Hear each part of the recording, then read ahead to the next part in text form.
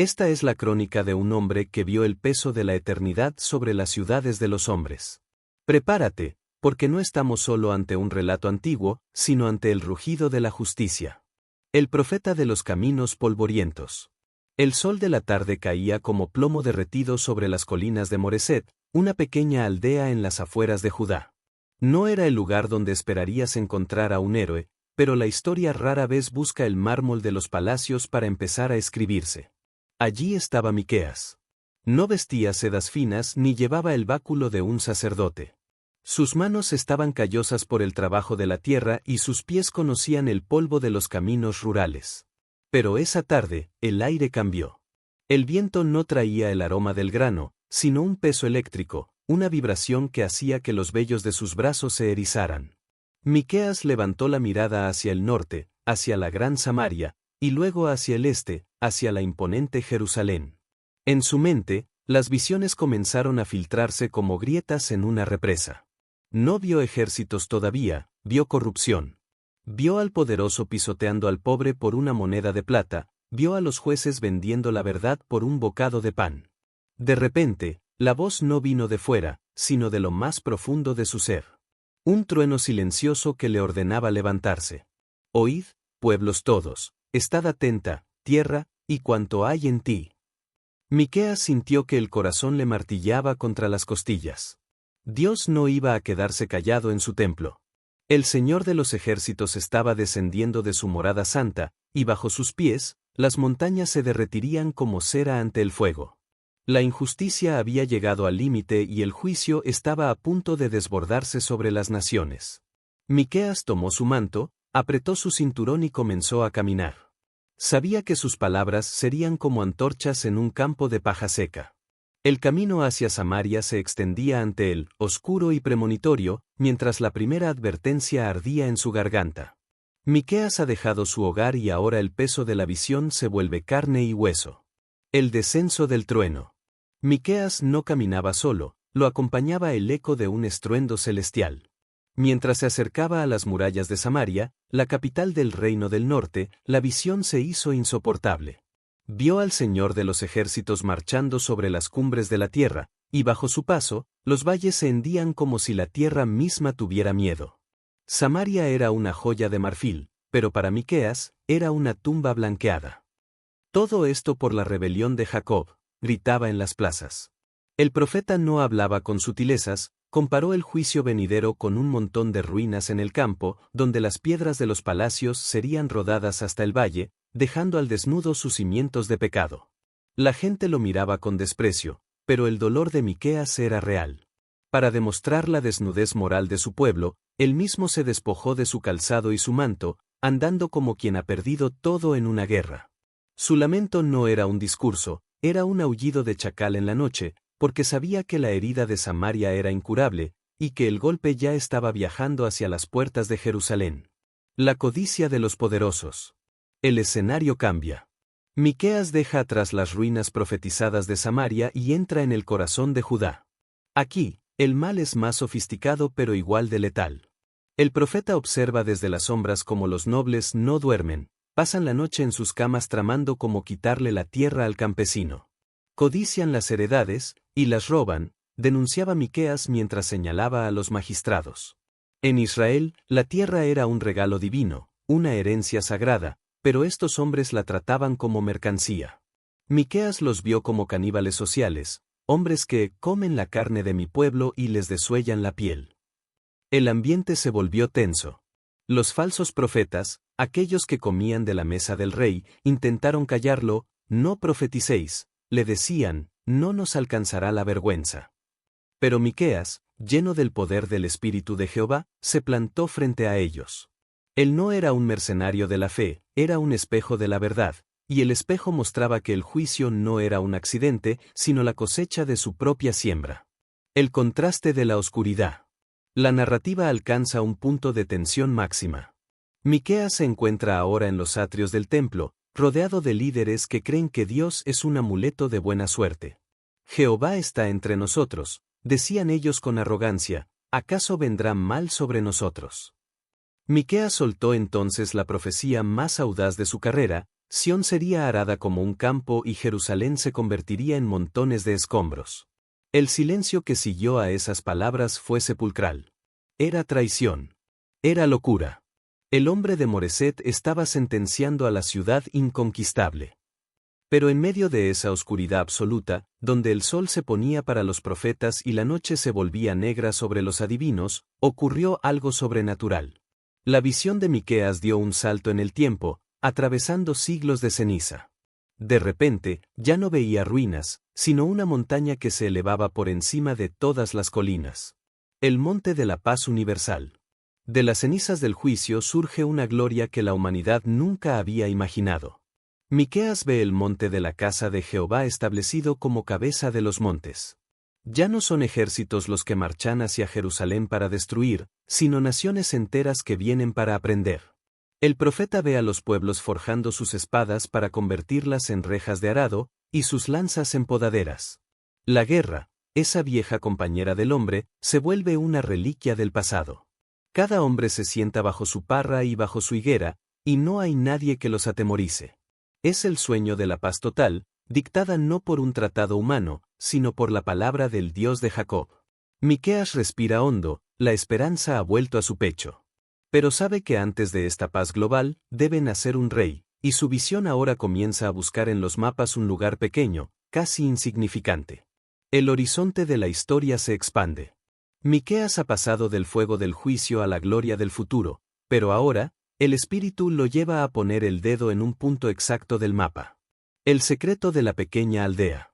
Miqueas aparta la vista de las grandes naciones y clava sus ojos en un rincón olvidado de Judá.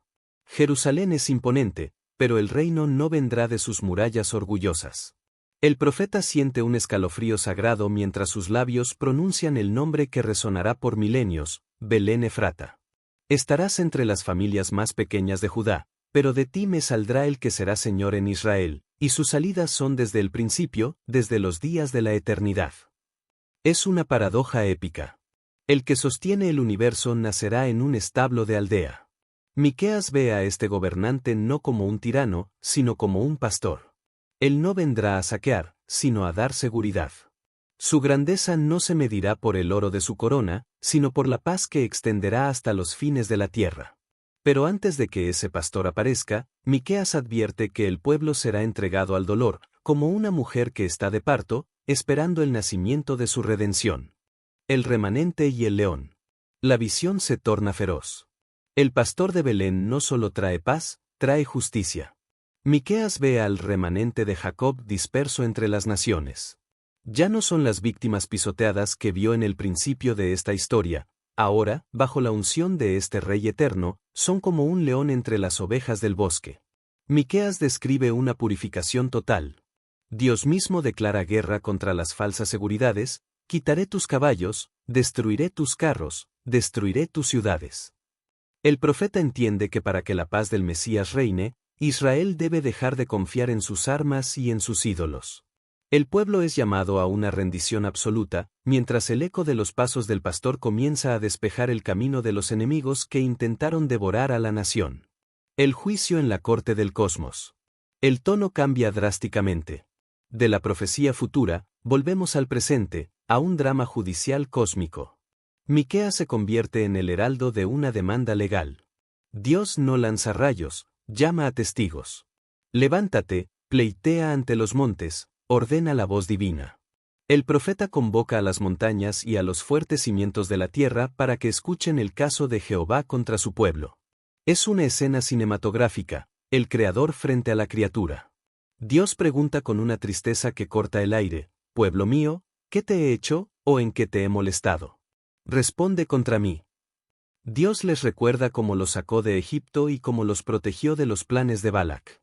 No es un juez frío, es un libertador herido por la indiferencia de aquellos a quienes ama. La esencia de la fe. Ante la acusación divina, el pueblo reacciona con pánico religioso. Miqueas escucha sus preguntas desesperadas, ¿con qué me presentaré ante Jehová? ¿Llevaré miles de carneros? ¿Ríos de aceite? ¿Debo dar a mi primogénito por mi rebelión? El pueblo intenta comprar el perdón con sacrificios externos, pero Miqueas los detiene en seco. La religión no es un intercambio de bienes, es una transformación del alma. En uno de los versículos más poderosos de toda la Biblia, Miqueas resume lo que Dios realmente desea. Oh hombre, Él te ha declarado lo que es bueno, y que pide Jehová de ti, solamente hacer justicia, y amar misericordia, y humillarte ante tu Dios. 3 pasos. No oro, no sangre de animales, sino un corazón que actúe con rectitud, una voluntad que ame perdonar y un espíritu que camine de la mano con su Creador. Pero la ciudad de Jerusalén, al escuchar esto, baja la mirada, porque sabe que no ha hecho ninguna de las 3 cosas. La ciudad del engaño. Miqueas regresa a las calles, y lo que ve lo llena de amargura. La justicia que pidió en ocasión anterior es inexistente. En los mercados de Jerusalén, las pesas están alteradas, en los tribunales, las lenguas son engañosas. Los ricos están llenos de violencia y los habitantes hablan mentira. El profeta describe una sociedad que se está desmoronando desde adentro.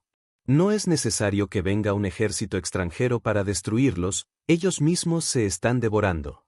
Las bendiciones de la tierra se vuelven maldiciones, comerán pero no se saciarán, sembrarán pero no segarán. La corrupción ha podrido los cimientos de la convivencia social. Miqueas termina esta sección mirando hacia el horizonte. Sabe que el colapso es inevitable, pero su mirada ya no es de derrota. En medio de la ciudad que miente, él decide esperar en la verdad. Se queda solo en la muralla, observando cómo la sombra del juicio se alarga, pero con una última chispa de fe encendiéndose en sus ojos. El drama llega a su punto de quiebre.